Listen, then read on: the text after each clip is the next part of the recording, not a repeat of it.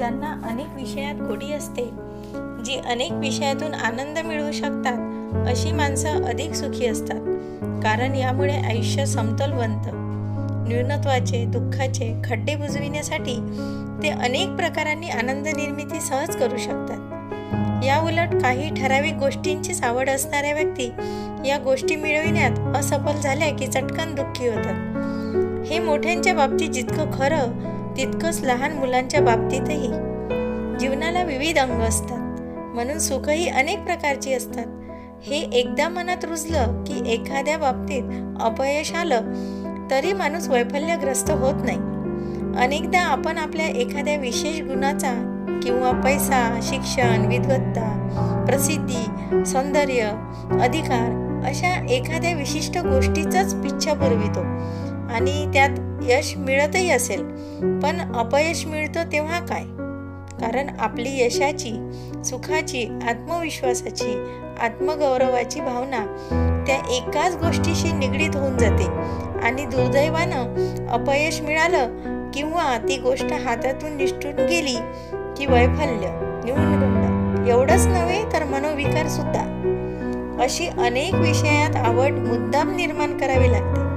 एखादा छंद केवळ स्वतःसाठी म्हणून जपावा लागतो, कोणतीही महत्वाकांक्षा आड येऊ न देता, नाहीतर जीवन एकसुरी बनतो.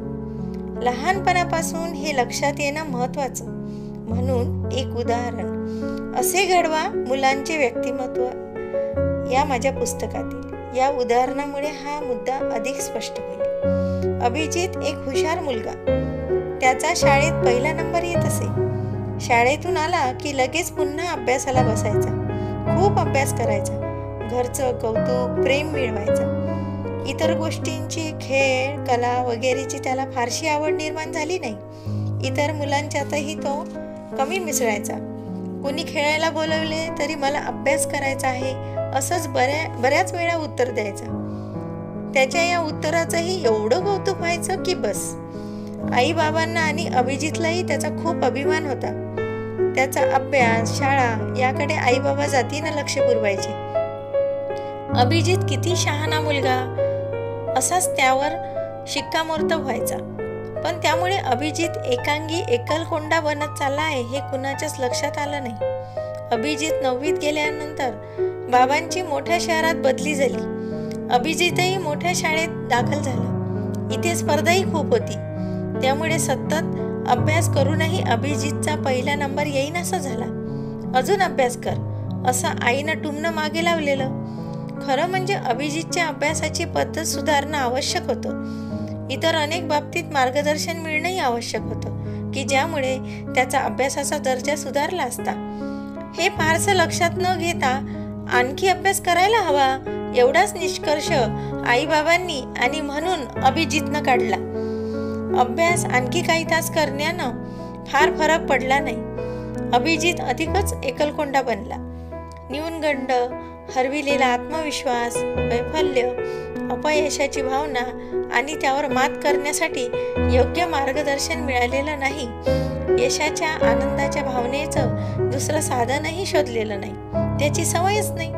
त्यामुळे अभिजितचं मन अभ्यासात एकाग्र होईनासं झालं आणि तो मनोरुग्ण बनला. अभिजितची शोकांतिका ही एक सत्य घटना आहे. कारण त्याचा येणारा पहिला नंबर हे कौतुकाचे, आई वडिलांच्या व इतरांच्या प्रेमादराचं एकमेव साधन आहे, अशी अभिजितची लहानपणापासून गैरसमजूत करून देण्यात आली होती. अभिलाष एक यशस्वी उद्योजक. अत्यंत अल्प काळात त्यानं नेत्रदीपक यश मिळवलं. दिवसरात्र फक्त धंदा, बिझनेस, चिक्कार पैसा. त्यामुळे मान सन्मानही चालून आले. त्याची यशाची आणि म्हणून सुखाची भावना अशीच फक्त धंद्यातील यश आणि पैसा यांच्याशी निगडीत होऊन गेली. आरोग्य, मनोरंजन, एखादा छंद कशाकडे लक्ष नाही. मुलं काय शिकतात, कितवीत आहेत हेही माहीत नाही. कौटुंबिक सुख, सहवास वगैरेंचा विचारच केला नाही. महत्वाकांक्षा बळावत गेली आणि एक दिवस प्रचंड नुकसान, हार्ट अटॅक, वैफल्य, चित्रपटात शोभावी अशी घटना. एकसुरीपणामुळे कुठं थांबावं हे कळलंच नाही. व्यावसायिक यश, पैसा आणि त्यातून मिळणारं सुख यांचं व्यसनच लागलेलं. एवढी मोठी उदाहरणं कशाला, काही छोटी उदाहरणं घेऊया. मुलांना टीव्ही पाहायचं असं व्यसन लागलेलं असतं. टीव्ही बंद असला की झाले, दिवस कडू होतो. टीव्ही नव्हता तेव्हा काय मुलांचं बालपण रम्य नव्हतं? पण टीव्हीचा प्रभाव इतका की मुलं मनोरंजनाच्या इतर साधनांकडे लक्षच देत नाही. परंतु ज्या मुलांना इतर बाबतीत गोडी आहे ती टीव्ही बंद असला तरी आपला आनंद हस्तकला, वाचन, मैदानी खेळ किंवा इतर खेळ, एखादा छंद व कौटुंबिक गप्पा, आईबाबांना मदत इत्यादीतूनही मिळवतील. टीव्हीचा मर्यादित आणि सुजान वापर करतील. तुम्हाला असं नाही वाटत की जीवनाच्या ताटात सुखाच्या अनेक चवी असतात? एकच पदार्थ आवडतो म्हणून तो नेहमीच खात राहिलो तर काय होईल? चौरस आहार मिळणारच नाही आणि एका चवीचा कंटाळा येईल, नाही का? म्हणून वेगवेगळ्या सुखांची चव जरूर घ्या, अगदी रसिकतेनं.